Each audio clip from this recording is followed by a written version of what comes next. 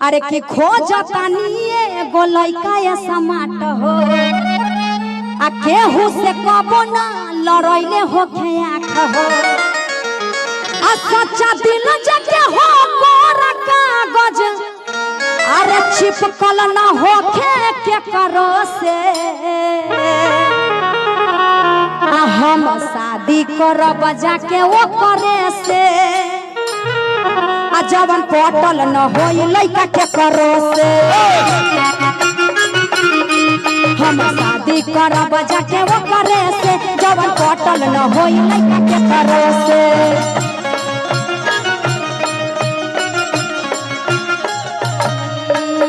खोजतानी गोलैका या समाट हो केहू से कबो न लड़ैले होखे आँख हो खोजतानी गोलैका या समाट हो केहू से कबो न लड़ैले होखे आँख हो सच्चा दिल जके हो कोरा कागज सटल न होखे के करो से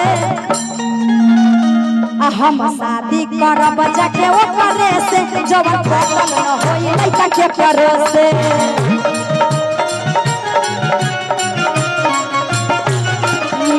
हम शादी करब जाके वो करे से जवन पटल न होई लइका के करो से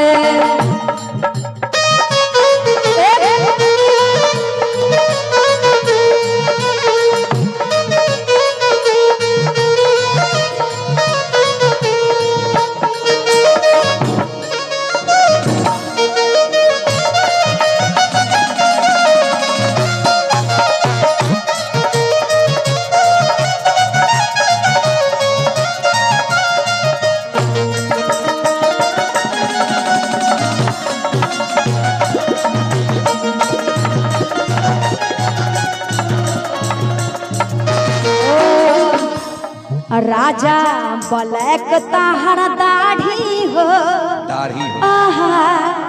आ लेला करे जवा के काढ़ी हो पूरा खाली रखिए ना भैया। ये गुंजन जी जाने के फिराक में ये सब नहीं होता है सबका।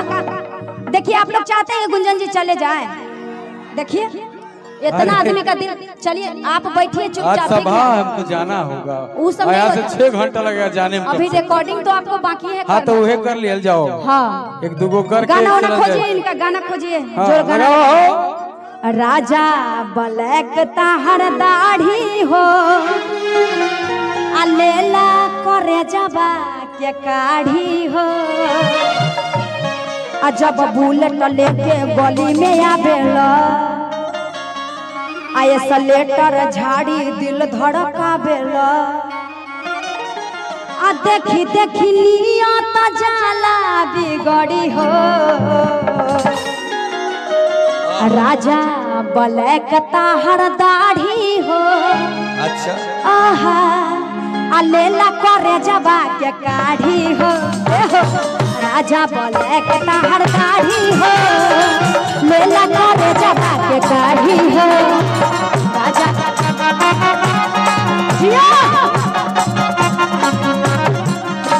जब बुलेट लेके गली में आवेला स्लेटर झाड़ी दिल धड़कावेला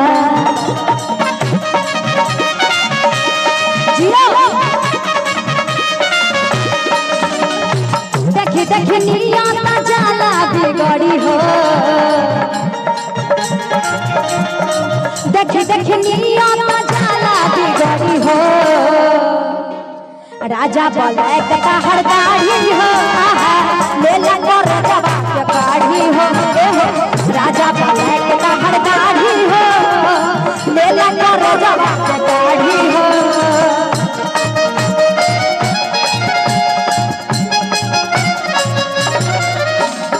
चलिए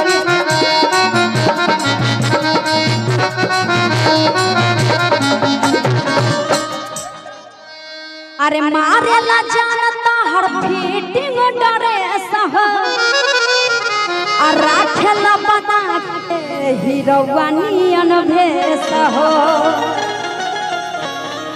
देखी देखी नियत जाला बिगड़ी हो। राजा ब्लैक ताहर दाढ़ी हो लेला करे जवानी राजा ब्लैक बाहर दाढ़ी हो लेला करे जवानी काढ़ी हो राजा ब्लैक बाहर दाढ़ी हो लेला करे जवानी काढ़ी हो राजा ब्लैक बाहर दाढ़ी हो लेला करे जवानी काढ़ी हो। चलिए लगा हुआ है। गुंजन जी का गाना प्ले कीजिए।